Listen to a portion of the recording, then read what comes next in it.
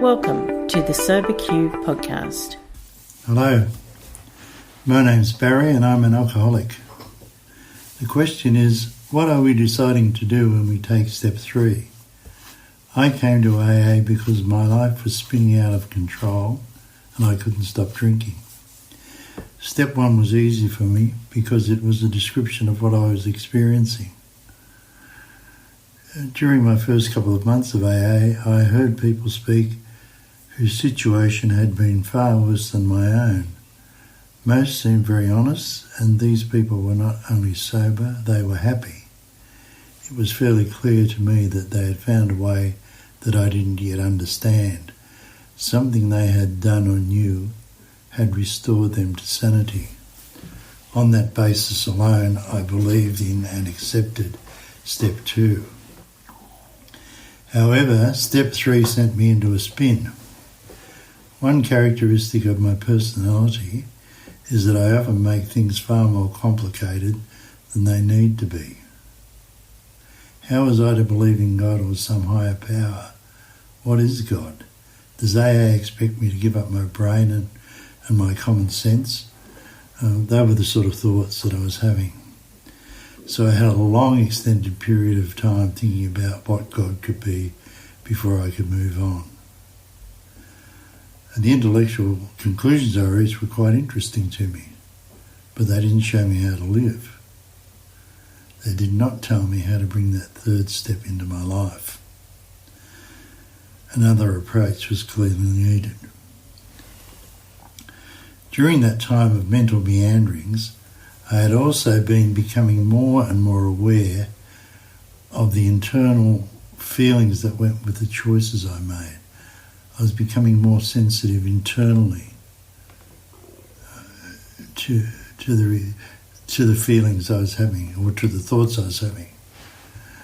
If, for example, I was being dishonest, then there was an internal negative sensation deep within myself that accompanied it.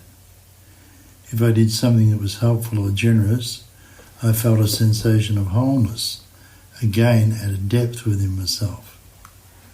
More and more I saw that right intentions and actions brought internal happiness, and wrong intentions and actions brought internal unhappiness. These were the clues that took me towards the path I needed to take to make step 3 a part of my life. I could now take the decision. This was perhaps after 3 years of mucking around with this, with trying to figure out what God was. My decision was that it is an internal commitment to living a moral, ethical, generous and spiritually based life that is, for me, in itself the commitment to a higher power. On a couple of occasions, my sponsor has reminded me of the St. Francis prayer, which Bill Wilson discusses on page 99 of the AA's 12 and 12.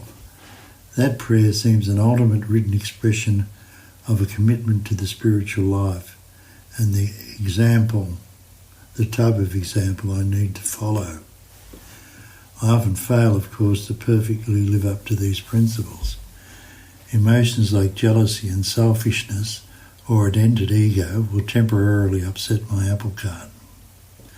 What seems important, though, is for me to recognise those negative feelings and emotions as quickly as possible and then return to the right path. The Big Book points out that we are not saints, and being able and willing to return to these spiritual principles is the key to our sobriety and to our happiness. Thanks for letting me share.